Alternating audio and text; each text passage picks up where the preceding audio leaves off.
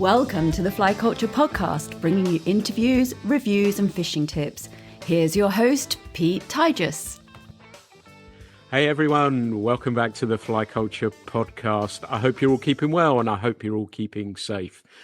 Jim Curry has grown up with a fly rod in his hand. He's been a ghillie, an instructor, run a destination fishing company, and is currently brand manager for Guideline fishing products for the UK and Ireland. Fishing runs through his veins. So I thought it would be cool to have him as a guest today. I've known Jim a long time. He's a fantastic company, fantastic fisherman, fantastic caster. There is loads I can learn today, and hopefully you're going to find this really, really interesting too. But Jim, it's great to have you aboard today. How are you doing? Yeah, I'm good, man. And Happy New Year to you. And to you, buddy.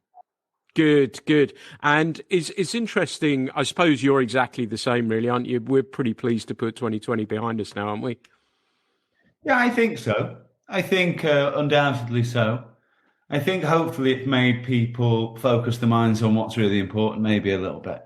And I think from our perspective as fly fishers, I think that not having the ability to go when we wanted to, certainly for me, really kind of reinvigorated me, I reckon, Pete. You know, it's nothing like somebody telling you can't do something to kind of really focus your mind and go, what do you mean I can't do it? I want to do it. I want to do it more than ever. And I want to do it right now. And I think we kind of maybe saw that part of the reason why so many people hit the riverbanks and hit the local still waters in a way which I haven't seen people fish the still waters in these numbers since I worked on them. Me and Steve Peterson were working on still waters when we were in our late teens and early 20s. You know, it's that many people. So I think, it was, I mean, listen, it was grim, wasn't it? But I think it refocused my mind on my fishing. That was awesome. It gave me more time to do my training, which was awesome. There were things I'd rather forget. I lost my dad back end of the year. It was super sad. But, it's just one of those times. And I hope we all remember the lessons when we all get vaccinated and we all, start going about our business again. I hope we all think that, remember what's really, truly important. And I think, I'm not a massive lover of making New Year's resolutions, but I made a few last year, certainly when Dad was poorly and when we could get out fishing. And one was to fish with my pals more, make more effort to do that. One was to, as soon as I could, get back to my destination fishing and get back into the jungle. One was to just kind of strip some of the stuff away, Pete, that takes over our lives, right? The unnecessary stuff. Stop getting stressed about stuff that's really not that important. Yeah, I think that's, well, first off, I was really sorry to hear that news. And I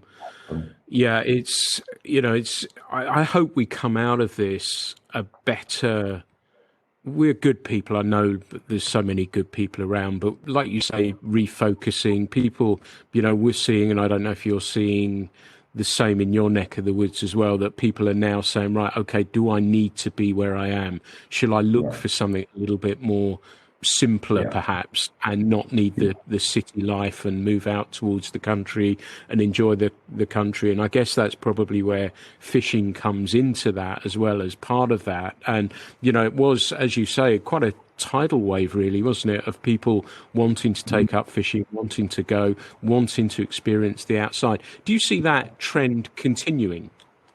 Yeah, I think there'll be, listen, I don't think it was, I think there'll be a hangover in a good way from it. I don't envisage everybody who picked a fly rod up for the first time to stick with it, but undoubtedly I think there will be a percentage of people that do.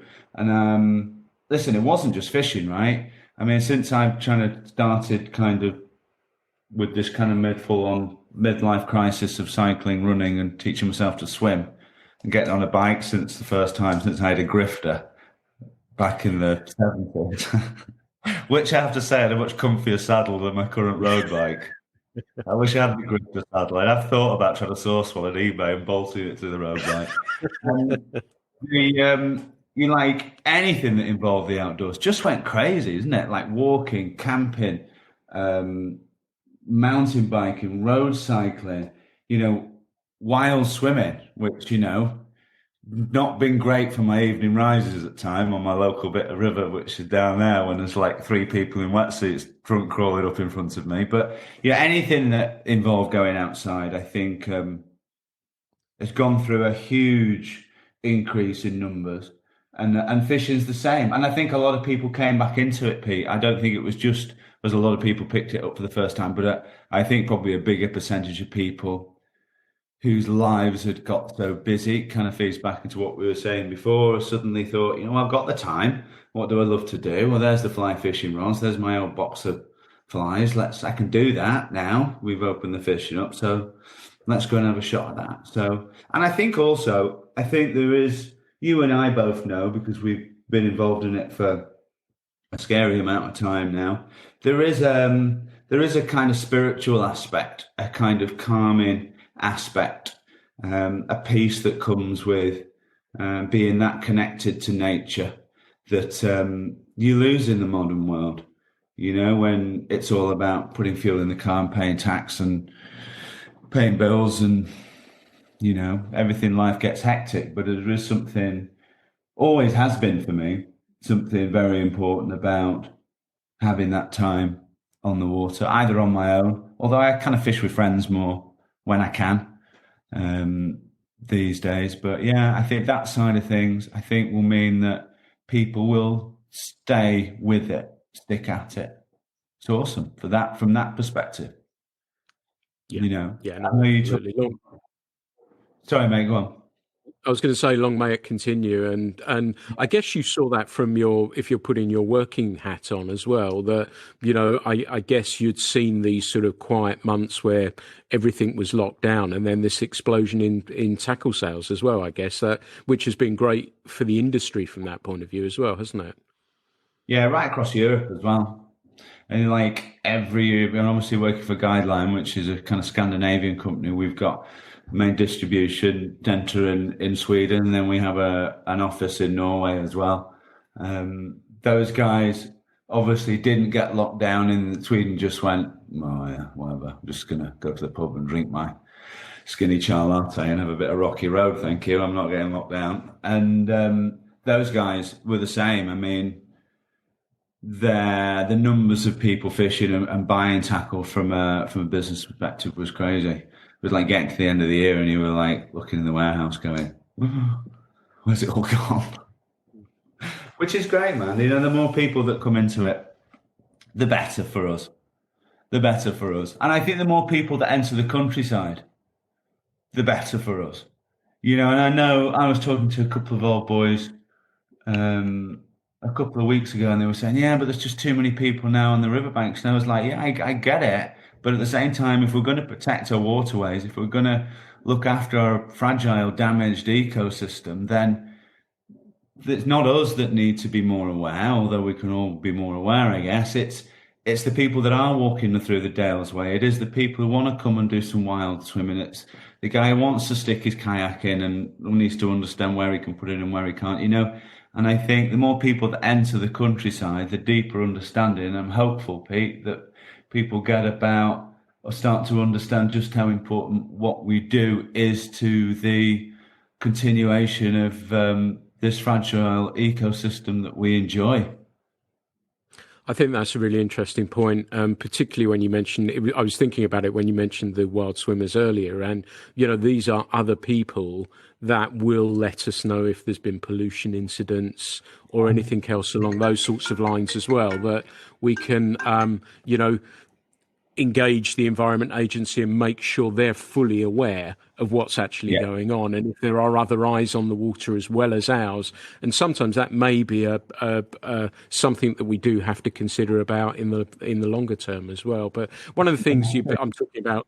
Yeah, one of the things I'm talking about now in the swimming, coming back to what you said about running and cycling, and then teaching yourself to swim. I can't get the image of you doing a triathlon in an inflatable ring or something like that while you're teaching yourself to swim. But I hope that's not the case. Anyway, that's going to improve. Dolphins kind of zip tied to my. Yeah. I've had to teach myself to. Well, I haven't taught myself to swim. I did what we did when we were getting into our casting. I realised a long time ago that I couldn't cast very well.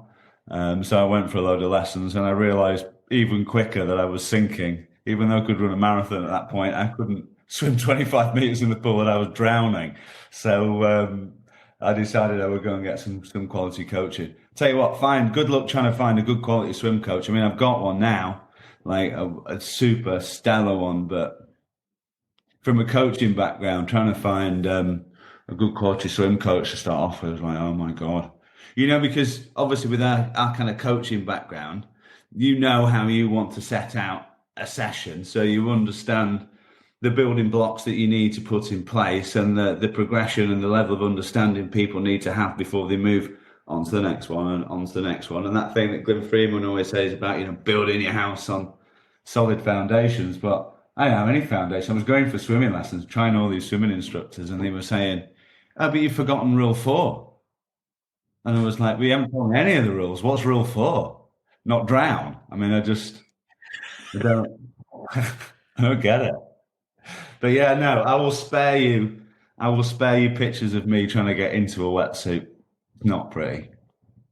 Thank you for that.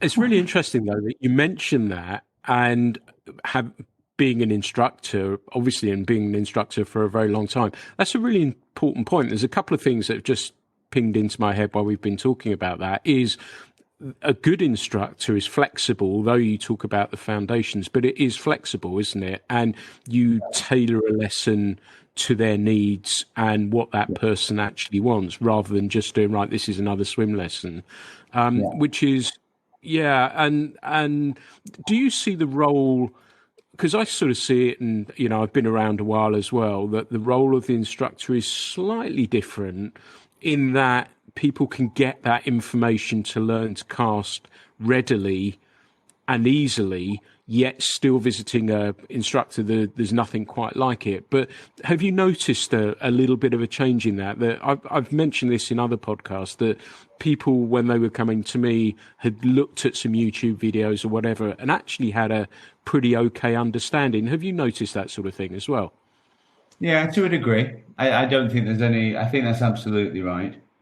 I think that's absolutely right.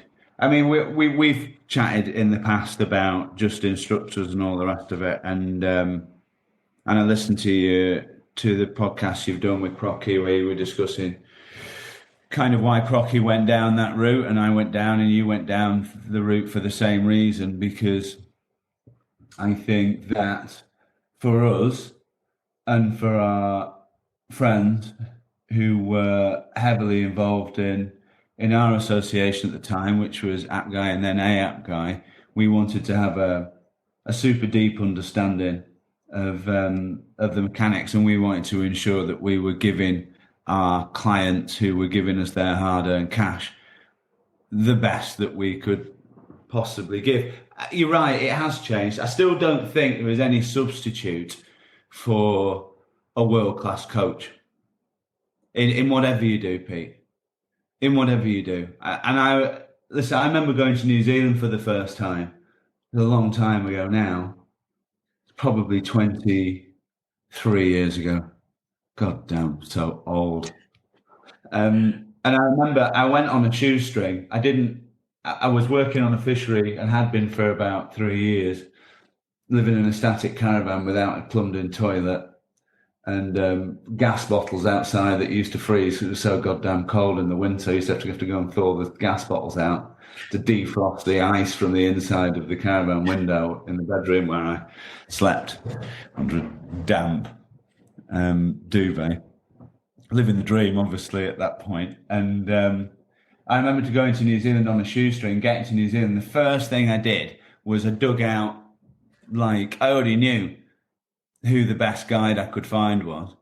And I spent a fair proportion of my meager savings I was going to survive out there for 3 months on taking out the best guide. And I nearly didn't do it actually, because I remember I was shattered, because I remember the ticket I got to get to New Zealand was one of those round the world ones. It was so cheap, but it involved like 2 full days in a plane, stopping at like umpty numbers of countries.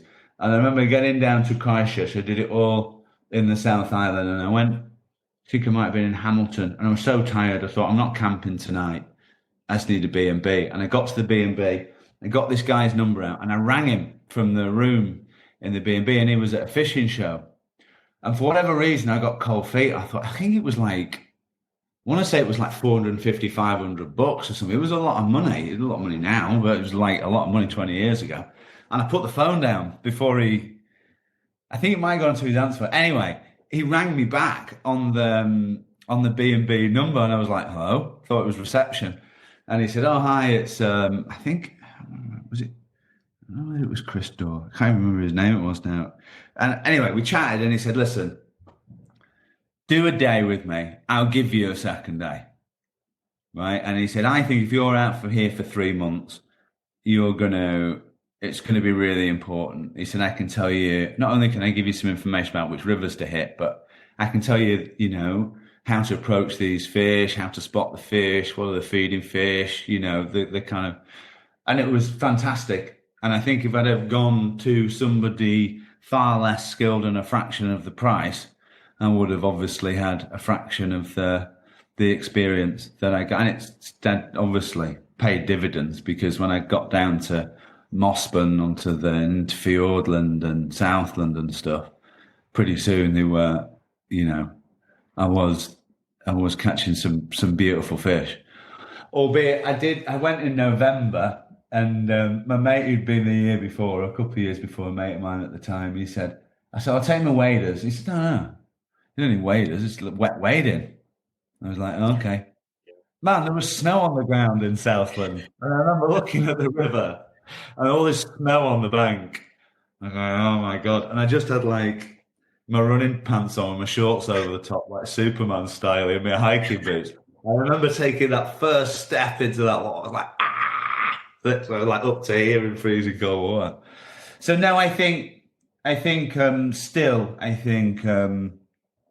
spending your money on the best you can find. My dad always used to say, if you can't do something yourself, pay the best person you can afford to show you how to do it, or to do it for you. Accountants, fishing guides, casting instructors, mechanics, builders. Do you know what I mean? I think that was good advice. Yeah, no, it makes a lot of sense, and it sounds as though it paid dividends for you in New Zealand as well.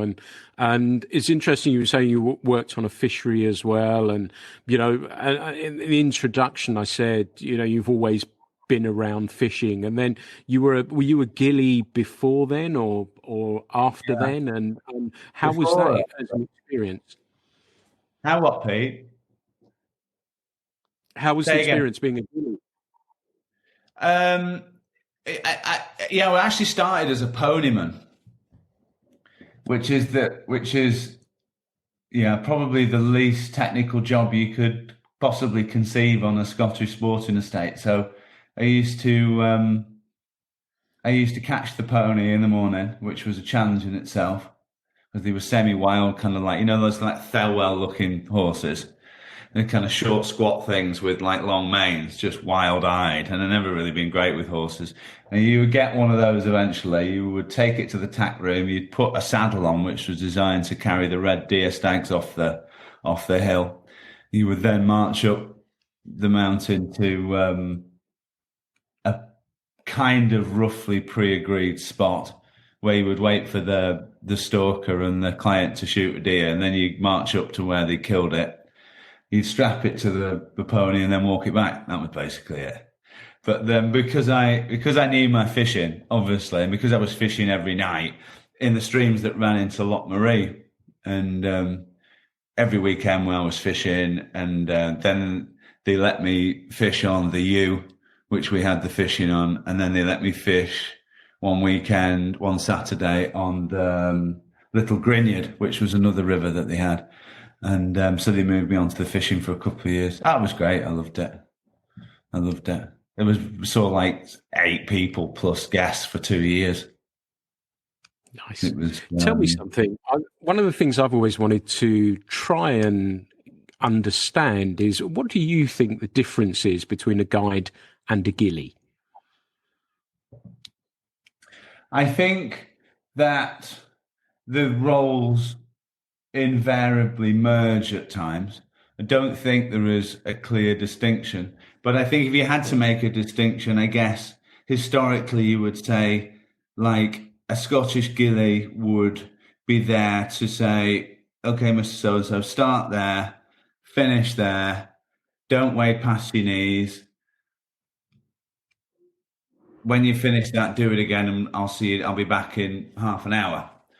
Whereas a guide is like your fishing pal with an immense set of skills and fishing knowledge, who, albeit might go and sit on the bank and put his head in his hands as you throw another cast up the tree, doesn't generally leave your side that often, and is kind of a bit more hands-on.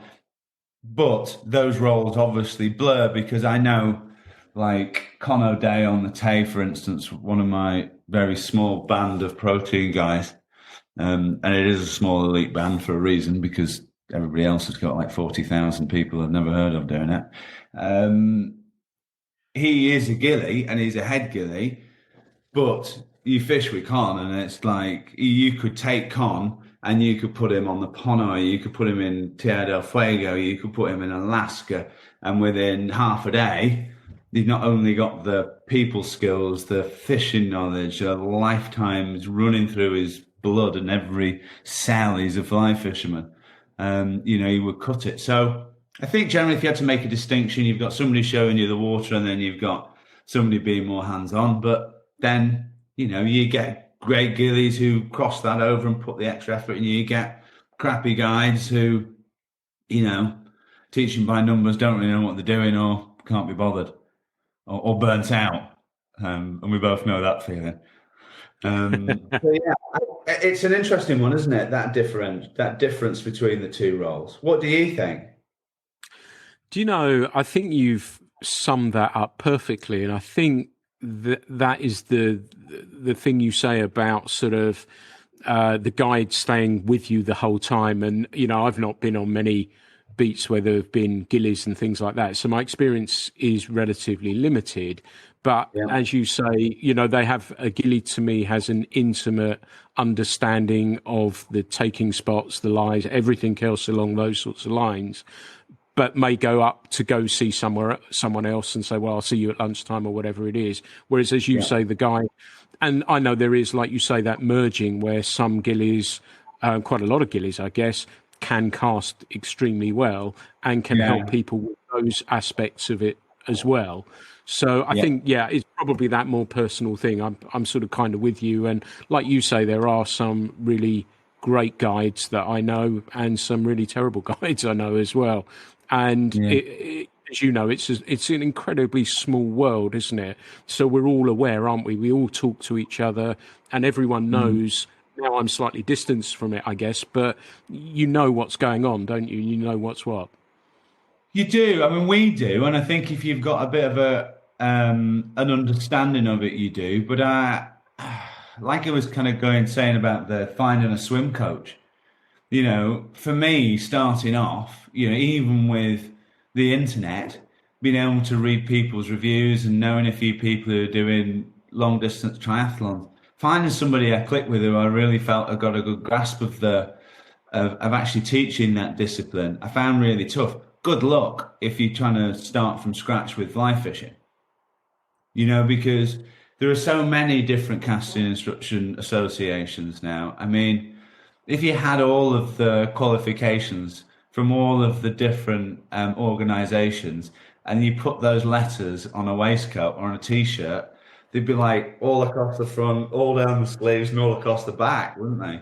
And I think there seems to be, I think the elite people shine through regardless of whether you've got a badge on you that you've earned, or whether you are like an elite gillie in Scotland, and there are many elite gillies in Scotland now who are excellent casters and fantastic with people.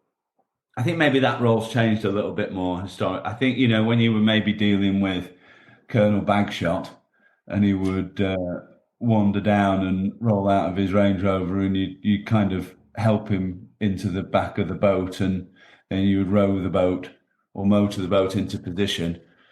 And he'd sit there all day and be happy if he caught something harling. I think maybe that's the role of a gillie now is more akin to a guide, where the guys, maybe as well, Pete, the fishing's not as easy. Until this year, there's not many fish. You can't just say stand there, cast there, and one of this run of 500 fish piling through you is going to attach itself to your rather badly presented silver stoats tail. Now you have to be better. And if you can see that with the kit, can't you? If you look at certainly the salmon fishing equipment, the trout fishing equipment, but if you think about the really high tech, high spec range of gear we've got now, all the hardware, the rods, the reels, the myriad of different lines with different sink rates, how we can cover every kind of level, different part of the water column from the surface all the way down, where historically, when there were stacks of fish around, even when I grew up catching, there were plenty of fish. When I grew up on the Findon fishing with Dad, I had a Daiwa Whisker 13-foot. I think it had like 8 line ratings on it. I think it was rated from like 6 to 12 or something like that. We had a double taper line, then a spool of brown Maxima, and then we had a fistful of flies, and that was it. And we used to catch loads. But maybe that's part of it as well. I don't know.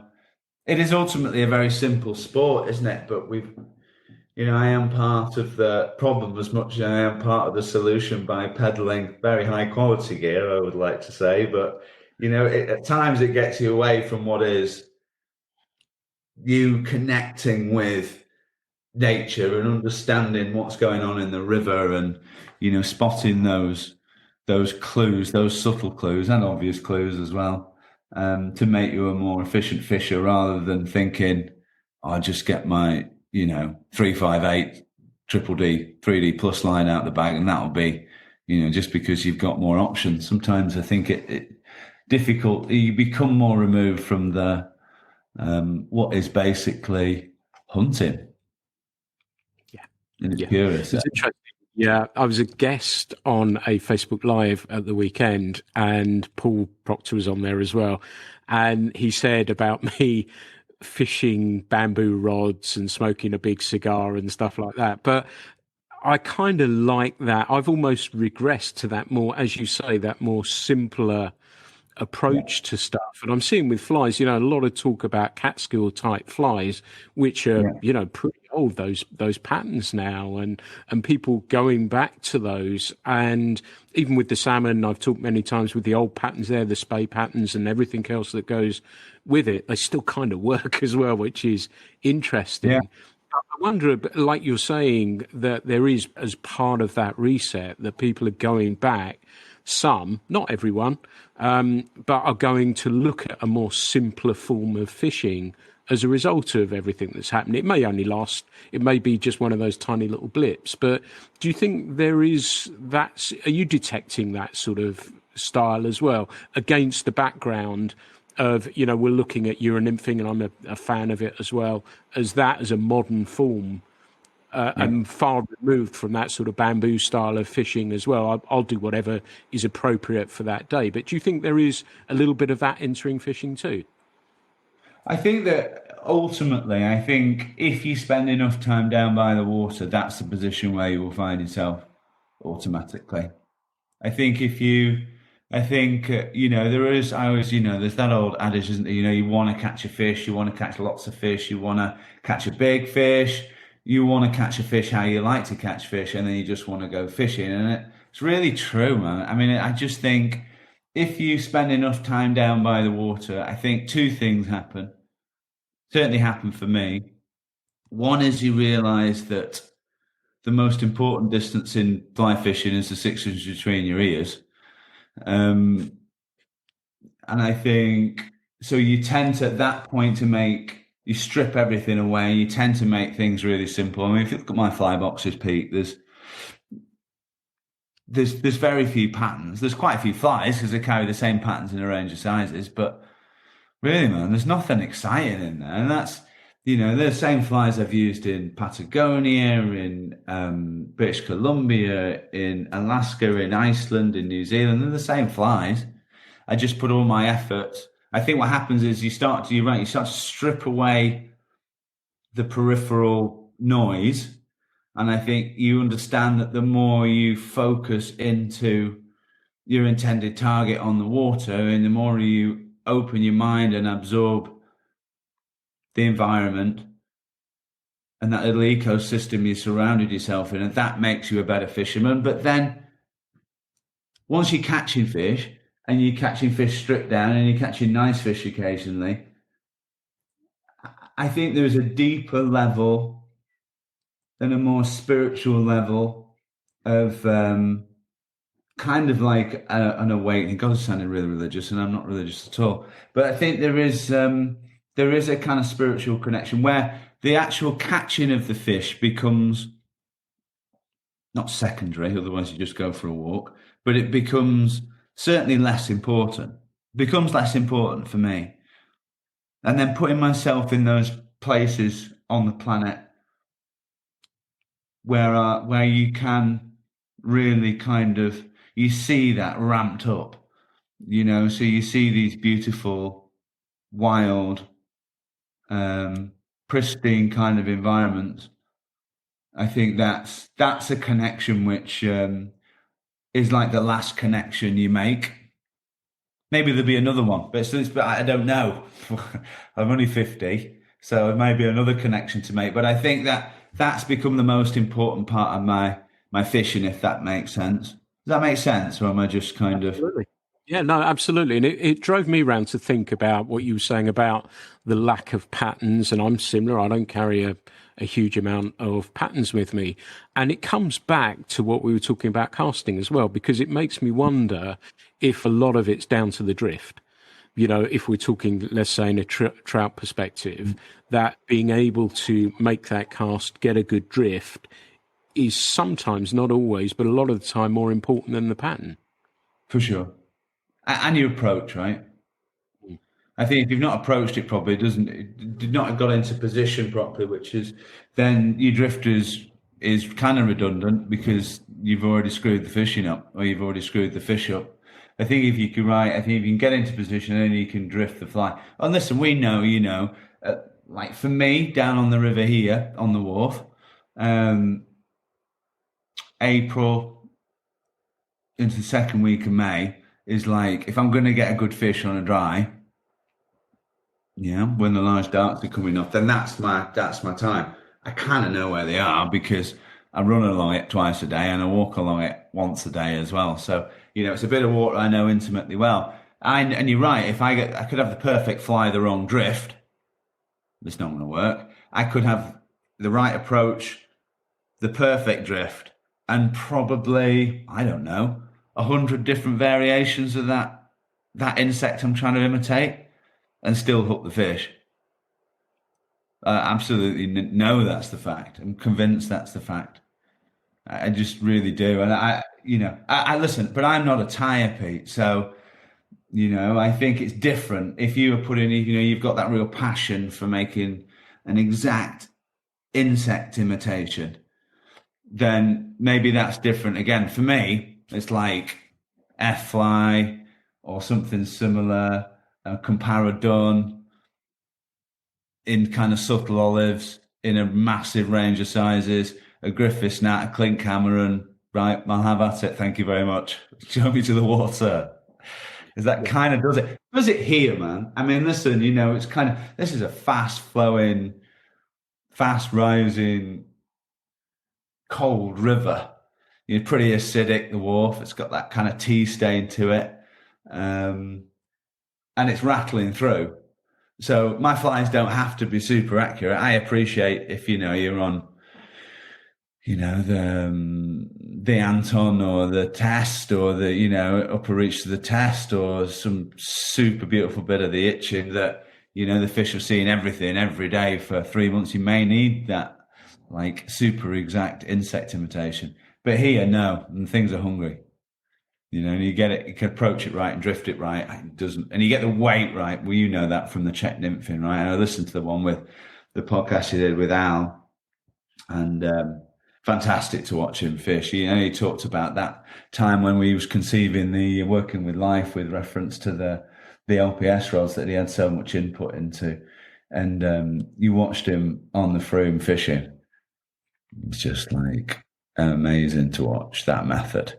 And it's like when you start that method, he's like so accurate. He's kind of got that kind of like that, and the flies are beep, beep, beep, and we're going, and the flies are going like 90 degrees over there, or going like 30 foot up a tree, and you're like, ow.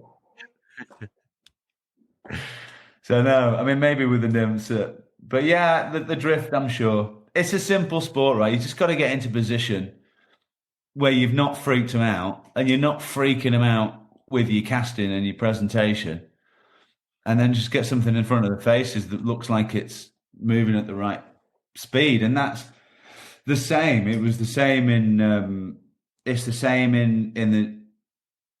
on the Dorado when you're dead drifting mice. It's just like dry fly fishing in these crystal clear streams. It's the same in New Zealand. It's the same in Argentina. It's just the same. It's just like we're saying. It's a pretty simple sport. It's just this bit, which has always been a challenge for me because obviously I'm from the north of England, and it's interesting though because you say about the stripping back and all that sort of stuff, and there's one of the things I've tried to shake off is the minutiae and worrying about the minutiae and then working back from there. But I can also see the argument for that if that is a stimulation to say, right, if I fish a slightly thinner diameter leader, if I do this, if I do that, there's arguments both ways, I guess. But yeah, for me, stripping it all back and saying, right, okay, well, look, that fish didn't take. I think the drift was good. Micro drag's my first thought on those things anyway. If the fish doesn't take, I'll address that and then work backwards from there. Is that the way you tend to think? I guess you probably do you?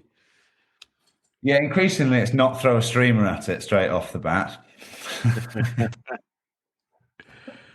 I did actually catch my biggest wharf fish last year. I'm embarrassed to say, but I went specifically for the fish, right?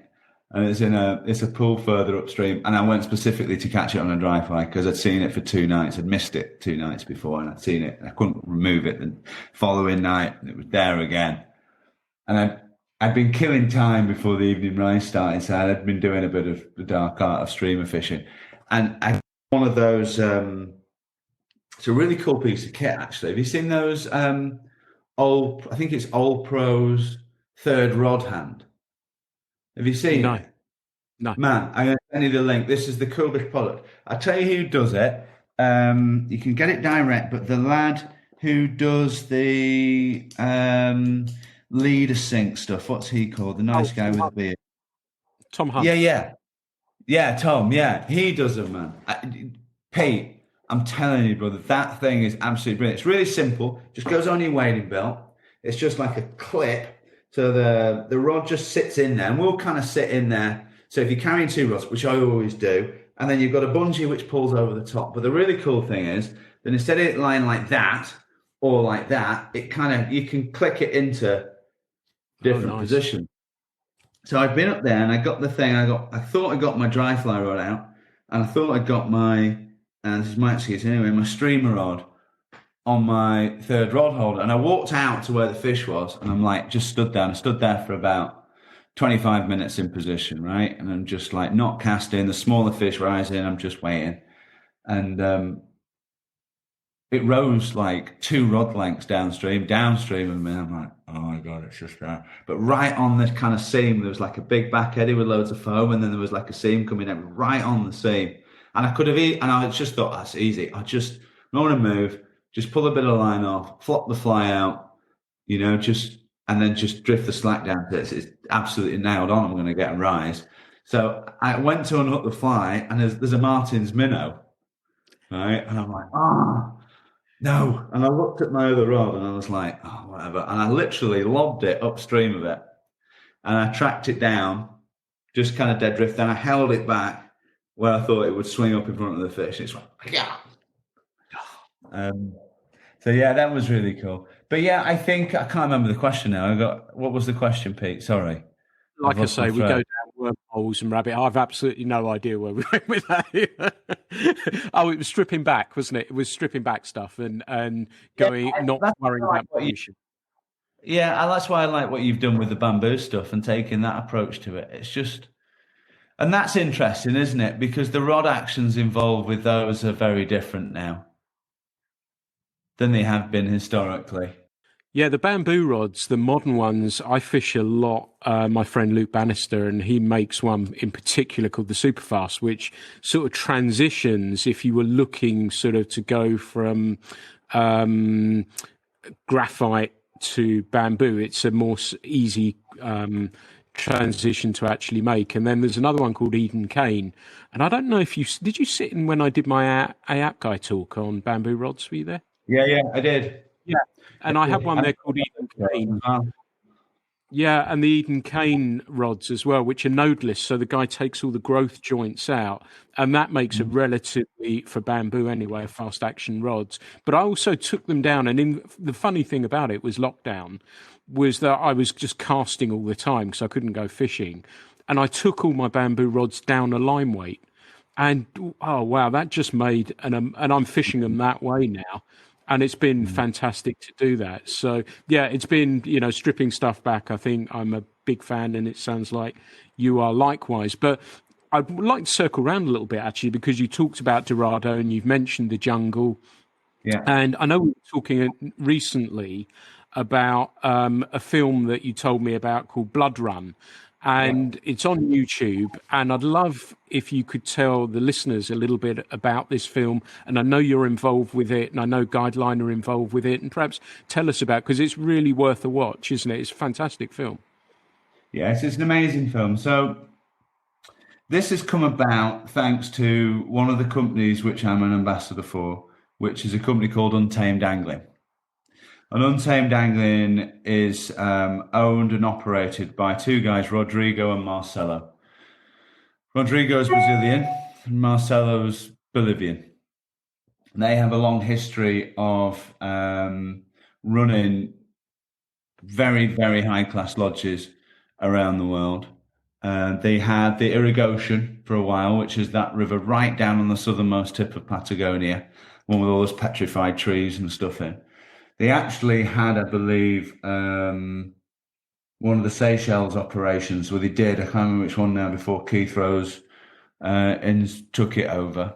So they know the way around a fly fishing lodge, but they introduced me to, they introduced a stable of incredible lodges, 3 in Bolivia and 3 or 4 in Brazil for these jungle species, which I'll tell you about in a little bit. But to stick slightly on track with reference to the film, one of the lodges that they've got, or 2 of the lodges that they've got actually, Kenjam and Zingu, sit in the Kayapo, indigenous Kayapo land, which is 8 million acres of ground, of absolutely pristine rainforest, which is probably one of the largest areas that hasn't been impacted by agriculture, mining, and logging.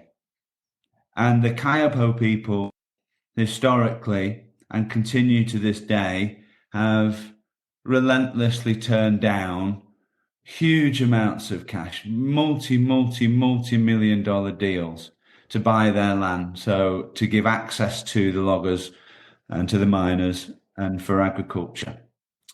And this area is home to not only, as you would expect from a rainforest perspective, a completely unmolested rainforest environment in all its glory, but the river systems that run through it. Because as soon as you start to do any logging, obviously, or mining or anything like that, then the waters, which in this particular part of the Amazon are crystal clear, Pete, then they get the sediment that runs off because of how fertile the soil is, or say fertile, how it's not really that, but how dense the soil is in leaf matter, obviously, when that breaks down, just completely destroys the rivers. So the idea of the film was to highlight the fishing that's going on there, the fly fishing, the partnership which involves the Kayapo people, the indigenous people there, and Anne Rodrigo and Marcelo at Untamed Angling. And it is a partnership. I think it's really important. I've not seen it on the ground there, but I've seen it in other areas of Brazil where they've worked with indigenous people and the Samane people of Bolivia. I've seen it there as well. And it is a proper partnership, Pete. They're not paying lip service to it just so they can get access to the water. These guys are, it's done. It can only be done with the permission of these indigenous people. And the indigenous people want the fly fishers there because they want, for two reasons. One is they want their kids to have a reason to stay. And with a sustainable fly fishing operation, that obviously opens up roles as guides, as river guides, as boatmen, and all the rest of it. It keeps the young people there so the elders can pass down their skills. But also it spreads the word of the dangers which are very real and very present in the Amazon, with reference to literally people dying. I mean, the Kayapo people in the last 12 months, like 19, 20 of them have been killed by loggers.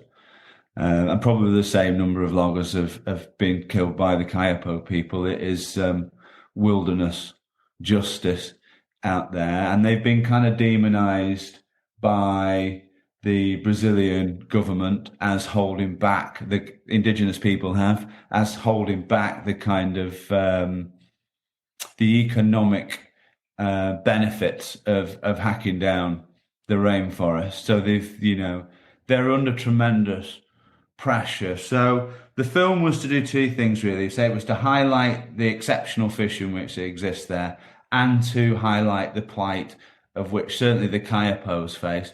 Guideline's involvement has just been signed off by my bosses, by the managing directors, by the board, which I am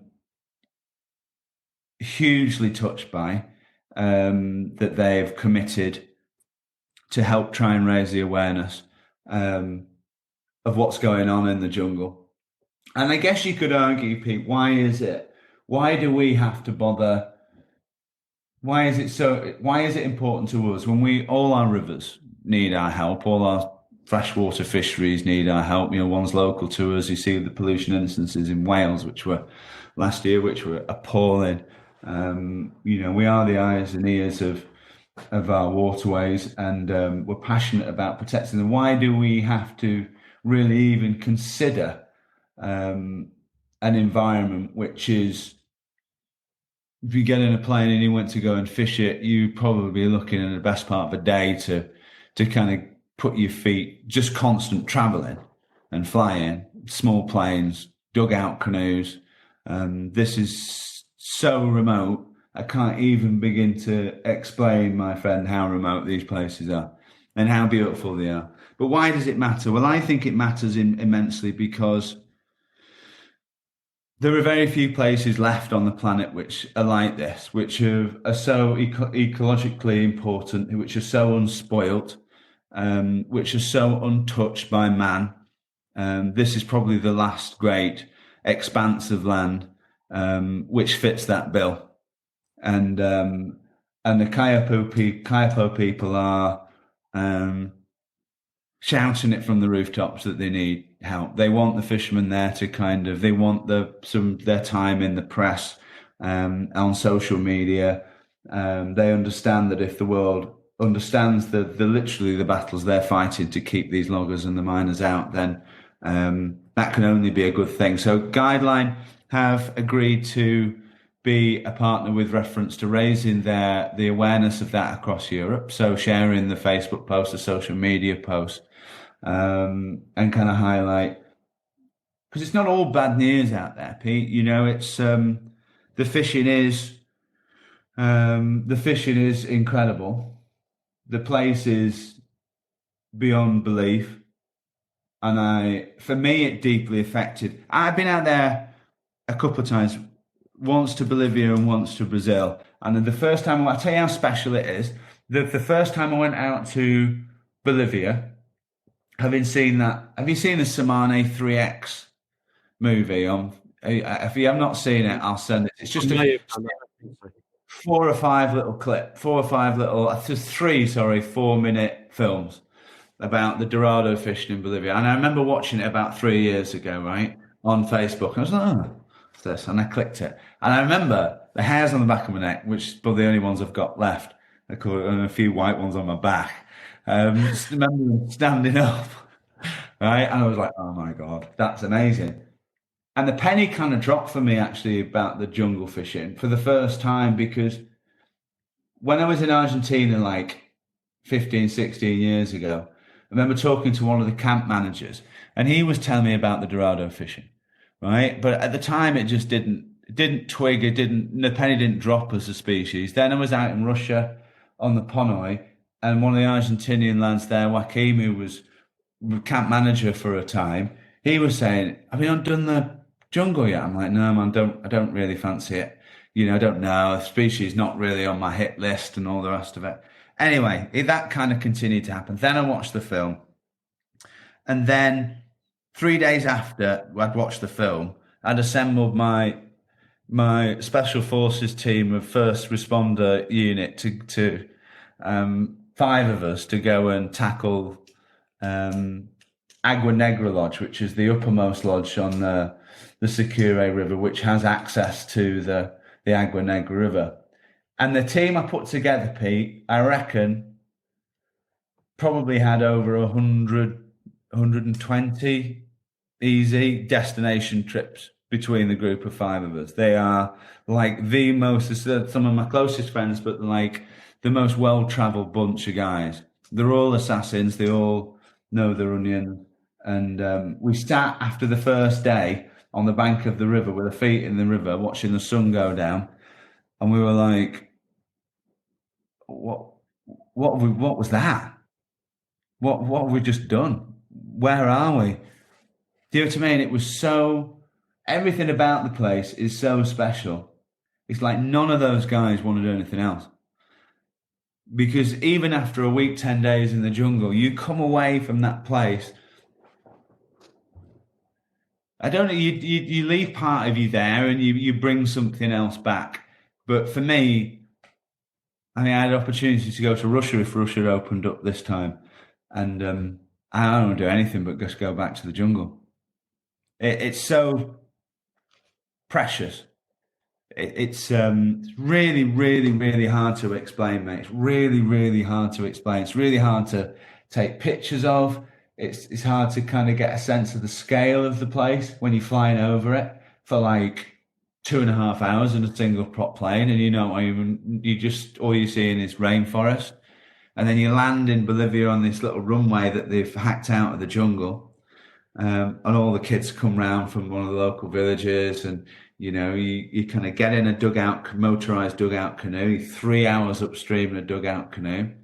And you get out of that canoe, you get in a tiny, tiny little canoe, which only big enough to fit my big ass in, which is about that much draft on either side. And then you're literally punting that up and helping the guys drag that with all your kit in upriver for another day. And then you're making camp on the banks of the Amazon rainforest in a place where like 20, 30 of the local Somali people have been. And the fishing is ridiculously good. I mean, all destination fishing, you have the opportunity for excellent fishing, and the fishing is crazy good. I mean, I've been really lucky with my fishing, and I fished a lot in New Zealand and all kinds of places. My heart was pounding out of my chest pretty much with every cast I made in Bolivia. Easy cast, man. It's like 12, 15-foot cast. It's like no brainer. Blindfold, after 4 bottles of wine, and in the dark. I've made that cast a billion times. And like my heart was literally like this, and my casts are going that way and this way, and I'm dumping them in, and I'm like hooking things on the bottom. I mean, it was just, the fishing was insane. But the really cool thing about the jungle that you come away with is that you see, kind of comes back to what we were saying about stripping this COVID thing, stripping all the crap away from people's lives. And we sat there, we've done it in Brazil as well. That group of us sat there watching the local kids in this, one of the furthest most small settlement in that part of the Amazon is where they've made this beautiful, very tasteful fishing lodge, which is kind of safari style tents that you then travel out from on a daily basis. But I woke up one morning about just as the sun was coming up. I couldn't sleep. I was just too excited to go fishing again. And I made myself a coffee and I went and sat on the bank of the river on a bluff maybe 40, 50 feet above the river. And the guys were from the village has maybe got 30 people in it. Guys are coming back out the jungle with their bows and arrows, having been hunting in the night. The kids were starting to wake up and were playing on the massive drop off over the river and, jumping in the water. And then the old elders were coming out, and it is, it's very humbling to see how happy and content those people are without shops, money, phones, cars, roads, medicine, because the jungle provides everything, and that's amazing. That is absolutely amazing. I was thinking about who would kind of enjoy it really, and I think probably most of the people who read the magazine, Pete, because I think the spirit of the magazine is very much that. Do you know what I mean? It's very much, it's not how many Dorado can you pull out in a day. It is about the whole experience. And there is no greater experience than that. Amazing. Yeah, I think you hit that perfectly. And the narrative there about the magazine and the similar ethos, because what you've talked there, you've painted this beautiful picture of the ultimate stripped back destination, but you haven't talked about fishing really, or the fish. No. And that speaks volumes, how deeply that affected you, but also what a special place it is aside from the fishing as well, which is, to me, as someone putting a magazine together, is that whole aspect of it. And it's fascinating to hear how deeply that has affected you. And, you have touched on Dorado, and it's a fish that I've always thought about a lot. And how would you describe Dorado to somebody who's not seen them or not caught them before? What would you say? What is it that ticks so many boxes for you about that fish? I tell you, it's like the most paranoid brown trout in crystal clear water you could ever possibly imagine, which has a psychopathic moment several times during the day where it goes from being paranoid and scared of everything to just killing anything. And it's like, it just has a switch which flips, because so one minute you literally, as close as I ever got to it was like the area of the South Island of New Zealand, that kind of subtropical side of the South Island, that kind of environment ish, with the crystal clear water and the big individual fish. That's probably as close, but and they are super spooky, and you can catch them when they're spooky. So you're crawling into position, and the way you're kind of working up. So you're in the water. There's a fishing guide, English-speaking fishing guide with you, that obviously super high class. Either he's Brazilian or he's Argentinian. And all these fishing lodges only hire like the elite, the super elite stone cold killers. They're nice guys as well. But then crucially, you've got 2 local guides who kind of are hunting up the riverbanks in front of you.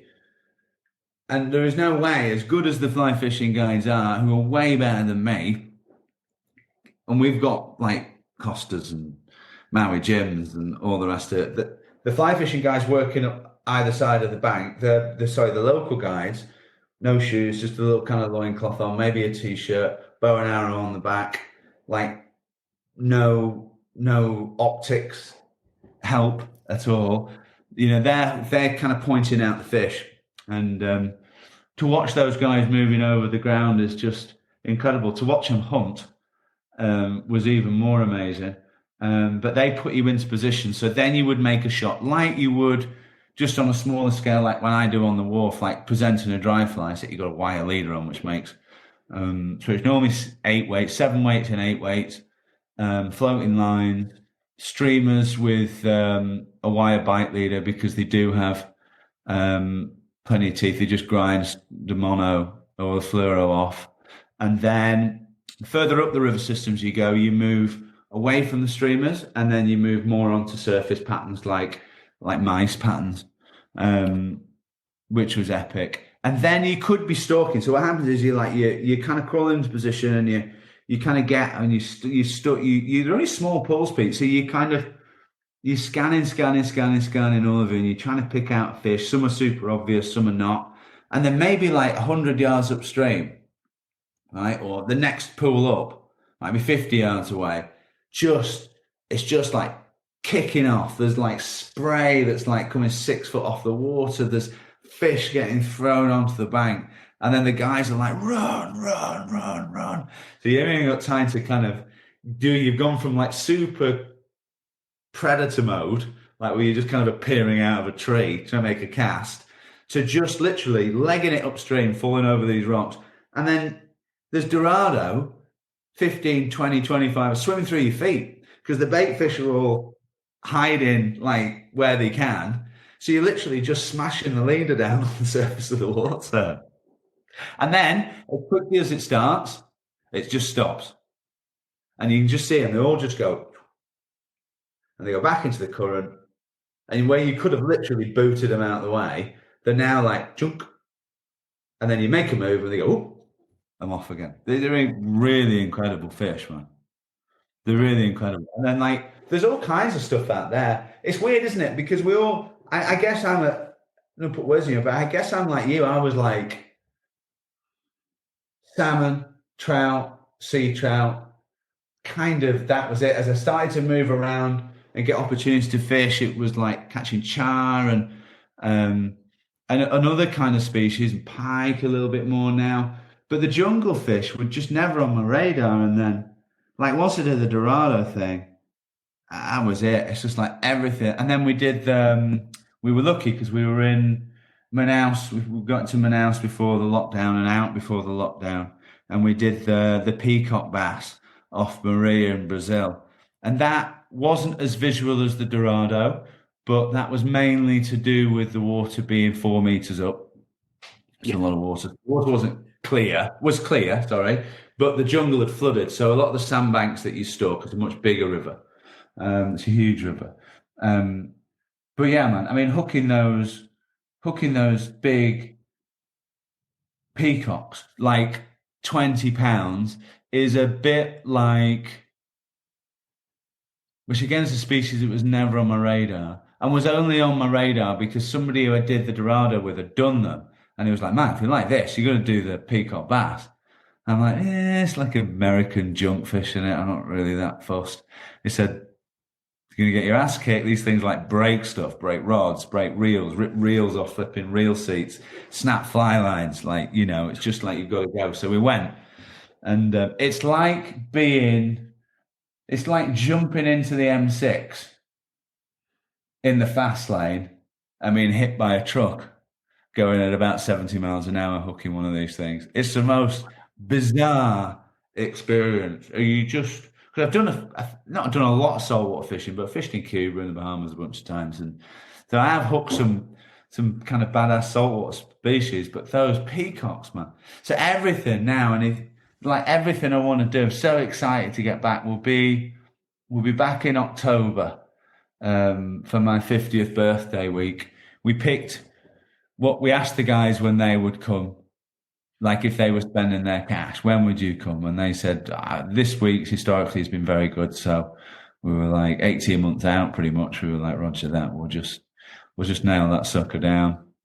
And then there's the Arapaima. Everything I want to do is just like getting back there. Everything I think about now is kind of getting back there. It's, if anybody ever even remotely considers it, and listen, none of these trips are cheap, but has the wherewithal to afford it, you never, ever, ever, when we're too old to pick the rod up and fish, forget that trip. It's life-changingly amazing. It's amazing. As you probably tell, I've just ranted on endlessly. But it's lovely to hear a passion about a place, and I'd recommend to everyone to search it up on YouTube, Blood Run, and that will give you a sense. It's all about, and actually those films you mentioned previously, I remember now. I see one of them. It was 3 guys or something, wasn't it? 2 or 3 guys. Yeah, right. Yeah, there's one with April Vokey that's really cool. So you did another kind of different version of it. It's so. I think it's you can kind of see a very remote connection with the indigenous people. It's like with all this technology, and it kind of comes back to what you're quite right to say about stripping everything back. It's like we get like no matter how good we get, how much time we spend in this country, we get, and the really good guys have got it. Procky's got it on the trout. There's like one of the finest dry fly fishermen. I think there's certainly this country, if not, one of the best ever, right? He's got that level of understanding about the subtle moods of the river, the slight changes he understands his environment super well. And then you kind of take that little understanding that we've got, and you see how the Samane people are doing, how they're living with such a deep connection with nature, and their level of understanding about it is, that's the thing you take away, I think, more than anything. It's funny though, because they came back, we were in camp, and so we've been away, and we've been like 4 days up the river, and we set up camp. We literally made a camp in the Amazon, and like the local guides had been out with the bows and arrows, and they came back with an anteater. So I was like fascinated. It was a weird looking anteater, actually. It was like it was kind of more pinky than I kind of imagined. It looked like a strange, squished, long-tailed pig, but it did have some hair on it. Anyway, they walked back into camp with it, with like obviously an arrow sticking out of it. I was like, So I said to the guide, who spoke the kind of who could communicate with the Samane people in their dialect, I said, how do we cook it? How do the guys cook it? Can I watch how they clean it and how they prepare it? And so this message was relayed from the fly fishing guide to the kind of one of the elders who was with us. And he's like, yeah, whatever. So we went over, they got a fire going. So I was kind of stood there, kind of hunched over, just watching the guys and stuff. The fire's roaring away, and he got this anteater, and he just lobbed it in the middle of the fire. And I was like this explosion of singeing hair, and it kind of like smelled awful. And he looked at me as if to say, I don't know, what do you want me to do with that? Just like, that's it. And they kind of dug it out. I mean, it was really fascinating. I loved it, man. It's it's the coolest place. I've been to some really cool spots, Pete. I've been super spoiled, and but that is a place. I mean, my daughter's just so sick of me talking about it now. She's like, I another jungle story. When I was in the Amazon. Like, shut up, man. Enough. And She fishes a little bit too, doesn't she? She does a little bit. She does a little bit. She's got pretty good actually. I mean, she's doing what most teenage girls do at this age now, at kind of 15, nearly 16. So, but it's still a really good, which is not fishing, but it's still a really good opportunity to get out and do a little bit. And I think for no other reason is just to get her out away from the pressures of modern day life. And I think, that's what we started talking about. It's getting people found that, Pete, haven't they? Fishing for me has always been my release. It saved me from an even more miserable school years period, which I hated and detested.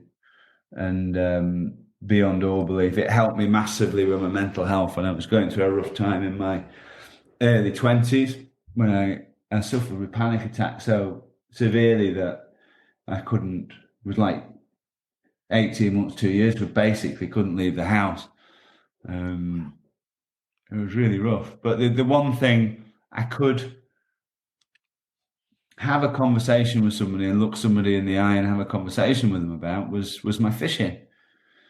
So do you know what I mean? It was that I had the only thing I had confidence in, I hated and kind of always will, how I look physically, don't feel like I've got, I know I've got some social skills, I guess, but confidence in public, which for all of us is work in progress, isn't it? And I guess at that age for me, it was absolutely shot to pieces. Life was pretty dark and bleak, but because I was fishing a lot, and fishing from an early age, like all my school holidays down on the Ribble fishing on my own, when my mum would drop me off from a packed lunch and that'd be it. And that was the same really, skiving off school, going fishing, not going to school, going fishing, going to school, getting beaten up, not going to school, going fishing. That was kind of like, it was just everything. So then I realized that the confidence that I could hold, that I could exude when I was talking about my fishing, I thought, well, people are obviously kind of engaged when I'm chatting about my fishing because I'm doing so much, even though I was kind of only in my early 20s. What if I just pretended that when I'm talking about something else, so when I'm talking about, I don't know, anything else that people want to talk to me about, I'm just talking about fishing. I'll just pretend it's just fishing. Do you know what I mean? So I ended up kind of using the fishing to kind of help me navigate my way back into society, I guess. So for that, I've always been massively grateful, and I hope that will continue to be a release for all of us to a lesser or greater degree. And I'm very hopeful that the increased numbers of people coming into the sport will be able to see that as well, because we need people to understand it. If the sport's to survive and to thrive, then we need people to understand how important it is from an ecology perspective, from a mental health perspective, from all kinds of from areas and ideas. But yeah, and I guess in a way, that's why the jungle struck a chord, because I was thinking about it a couple of months ago. It kind of felt like all the places I've been, I kind of wanted to kind of recreate that feeling of when it was just me on the Ribble. And listen, the Ribble's not, I mean, it's beautiful in places, but where I fished it next to the tip in Clitheroe, it's not idyllic. And, but that feeling I had, I could have been in the jungle at 13, 14 years old. It was a completely new world for me. I did feel completely, super excited, like all my senses were firing, even though there's a flipping skip wagon dumping, bags of rubbish out the back into a big hole in the ground. And the closest I've ever got to that feeling was like 40 40 years later when I found myself stood in the jungle, bizarrely. Where you're in an environment which is so pure and so exciting. We're just very lucky, man, to have a passion, and this one in particular, I think. Yeah. I think you've summed that up beautifully. And I always say, if I had to explain it, you wouldn't understand it. And that's how it to me and to so many other people, and how it's helped so many people through difficult times, as you say as well. And it's been something that's always been there, hasn't it? And it may be further away we travel to do it, but it's still always a constant in our lives, isn't it? Yeah, I think that's right. I think it's very insightful. I couldn't agree more with what you said. I think in a way, explaining it is impossible, isn't it? I always talk to you talk to the guides out, and some of the best guides. I've met some amazing guides around the world, just like absolute the best of the best. They've been like kind of Lionel Messi's of the flipping, who are just super nice guys, but are just switched on and just like absolute killers. And they come home and they find it really tough, because it's like they've seen the best. They've seen the Seychelles for 2 or 3 years. They've seen Ponoi for 2 years. They've 3 years. They've seen TDF for 15, 20 years. They're throwing punches at such a high level in such incredible environments. When they come back and they've got to explain it, not just to other fishermen, but to just a kind of normal Joe blogs, it's like, we don't talk about it. Because what's the point? Because unless you were there, unless you had those feelings, unless you had your feet on the ground, you're not going to get it. Yeah, you went fishing. Yeah, okay, that sounds really exciting. But for those boys in those environments, and we know, it's just like, that's the crazy thing now, is that in order to get to these pristine places where the fishing is absolutely stellar still, we literally have to go to the last remaining places that we haven't screwed up as a species. It's there's fewer of them. Yeah. Well, I hope you're able to get there and celebrate that monumental birthday as well. We've sort of come full circle, really, haven't we, about the mental health benefits of fishing. And I'm going to start tying things up, because we talked for well over an hour now. And 2021, Jim, I guess this is getting into a busy time for you now, is it, from a tackle point of view? Are you busy now with the start of the new season coming and product launches and stuff like that? Yeah, well, we do that actually, Peter. The busiest time for me is probably September, October, November into December, when you got to do your pre-season sales stuff and pitch all the new gear for Guideline kind of get it into the catalogs and get it onto the shelves. So now it's a good question of just supporting that, really. But got a really, really cool lineup, man, of stuff for next year. It's for this year now. The hardware just goes from strength to strength. It's a super cool company. I couldn't imagine working for anybody else. That, like, they're all at heart. They are all countrymen and fishermen. Getting hold of them sometimes when you need them is difficult, because we're always up to the waist in freezing cold water somewhere catching fish in this fishing season. But that's why the products are so cool, because they're just a lovely bunch of guys. They have a lot of time for them.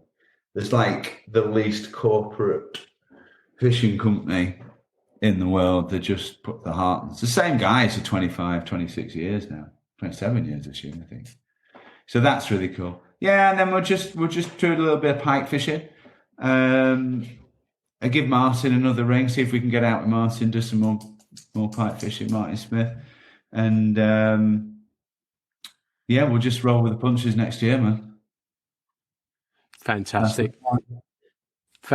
Jim, it's been awesome chatting with you and catching up. And I know, as I said, we've been chatting a little bit more recently, and it's been a great interview to talk to you about so many varied and interesting things. So thank you for bringing some really interesting views on fishing from places that many of us have never seen before as well, but also from your backyard as well. So thanks so much for taking the time to speak with me, Jim. pleasure, buddy. Thanks for asking me, and keep throwing punches with the magazine. It's great work, mate, and the podcast as well. Thanks, buddy, very much indeed. All Everyone, right, that was Jim Curry. Thank you, everyone, for listening to the Fly Culture podcast. I hope you've enjoyed this one as much as me. As ever, there will be plenty more down the pipeline. Thank you for all the kind words and comments regarding this and the magazine. I greatly, greatly appreciate it. So thank you, and I hope you've enjoyed this one. Thanks very much. The Fly Culture podcast is brought to you in association with Fly Culture, a quarterly print magazine. For more information, please visit flyculturemag.com. You can also find Fly Culture on Instagram, Facebook, and Twitter.